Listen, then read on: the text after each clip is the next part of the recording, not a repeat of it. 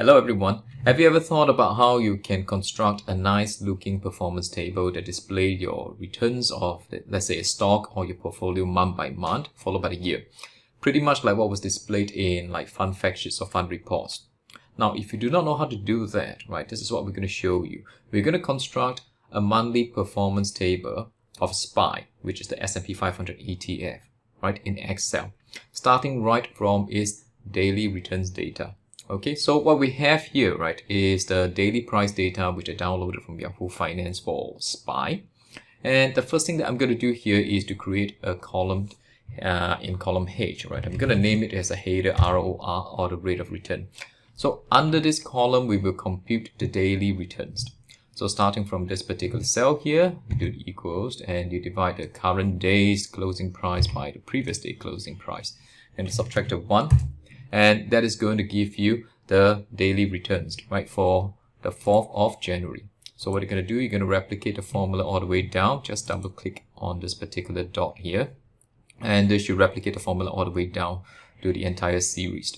So let's display this in percentage to decimal place.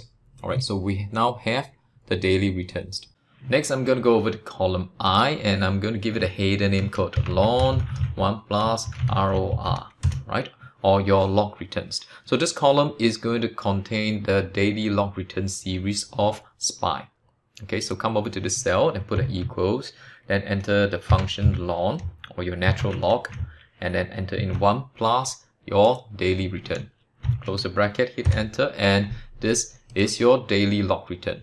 So just replicate the formula all the way down and you will have the entire log return series. But the reason why we need a log return is that log returns can be added, right, instead of being multiplied. So this is going to help us make use of the SUMIF function, which is going to come in later on. Okay, you will see how it is being done subsequently, but for now, let's leave it as it is.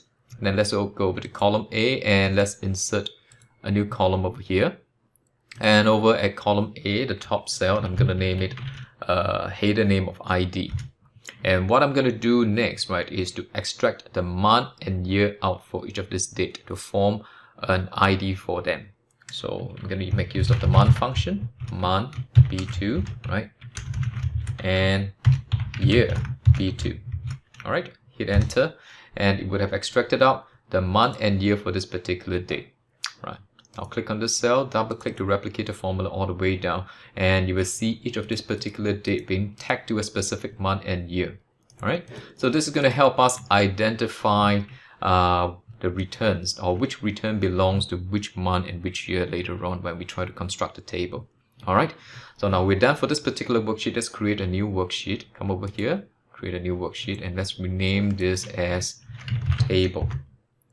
And over at this particular cell C2, I'm going to name it January, February, and then let's select these two cells and drag all the way to the right until we hit December. Excel is smart enough to know that you're trying to name the months over here. Then in column O, I'm going to give it a name of YTD, or year to date. So this particular cell is going to contain the yearly returns, and we're going to start with the year 2011, okay, followed by 2012. Select these two cells and then drag it down until we have 2021. Then on top of each of this month, I'm going to give it the corresponding number, right? So January corresponding to 1, February corresponding to 2, so on and so forth. Okay, just drag to the right, okay, until you have 12 for December. And let's center everything over here for aesthetic purposes. Okay, so now we are ready, right, to construct or calculate the monthly returns. Now let's start with the very first month, January 2011. So I'm going to make use of the SUMIF function, equals to SUMIF, open bracket, and the very first argument you need to provide is the range containing the month and the year, and that range can be found in the worksheet SPY over here in column A. Okay, so basically I'm going to select your cell A2, do a Control Shift arrow key down, and that's going to select all the populated entries for this particular column itself.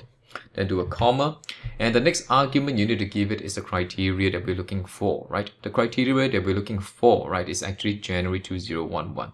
So we can go back to the table worksheet and supply it a month followed by the year, right? And the year is in cell B3. All right, do a comma. And the very last argument we need to give to the SUMIF function is the range that we want it to sum. And that's basically the range containing your log returns. So we go back to the SPI worksheet over here. Okay, go over to column J, starting at cell B2.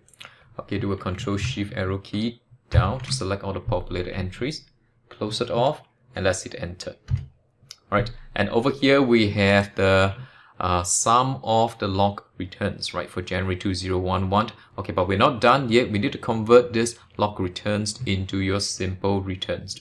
So what we need to do is to apply an exponential function on this entire thing, and then subtract a 1 from it. Okay, and this is your monthly return, right, for January 2011. What we need to do next, right, is to replicate the formula all the way to the right and then all the way to the bottom in order to populate the whole table. But before we do that, right, we need to fix some rows and columns. So let's go over to the SUMIF function arguments here. That's the range. You basically need to fix the entire range. So you enter F4 here to fix both the rows and columns of both the starting cell and the ending cell. Then we will need to fix the row that contains, right, basically the months, right, the numbers corresponding to the months up here, as well as we need to fix the columns, right, containing the years over here. Then we need to go over to the last argument, which contains the range, and we're also going to fix the starting cell as well as the ending cell, and then hit enter. All right, now we're ready to replicate it to the right. Drag it to the right until December. All right, and you see all the monthly returns appearing. Then drag it all the way right to the bottom. Okay, and let's remove the 0% entries over here. Okay, and let's delete them away. And basically we now have the monthly returns all populated. Next, what we need to do, right, is to calculate the year-to-date return, or the yearly return for each of the years over here. Well, to do that, I'm going to make use of the product function. So equals to product 1 plus your January return, 1 plus your February return, 1 plus your March returns, so on and so forth, right? So basically I'm going to do that for each of the months, right, all the way until December. Okay, this is kind of cumbersome, so bear with me for a while, right? But we just got to do it once, and after that we can then replicate the formula all the way down. Okay, so 1 plus October, 1 plus November, and finally 1 plus December. Close the bracket and then subtract the whole thing by 1.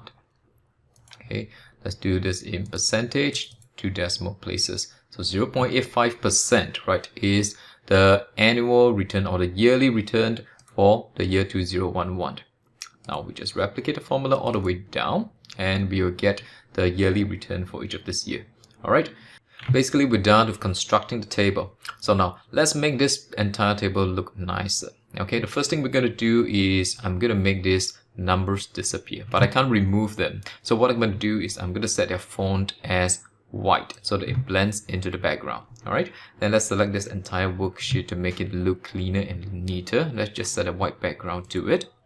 Okay, and let's bold up this entire row containing your months and year to date. And let's also bold the years over here. All right. Okay, then let's give this header row the different background feel, and let's maybe do a blue color on this. Okay, and let's also give the negative returns and the positive returns a different font color. All right, so that it's easier to differentiate.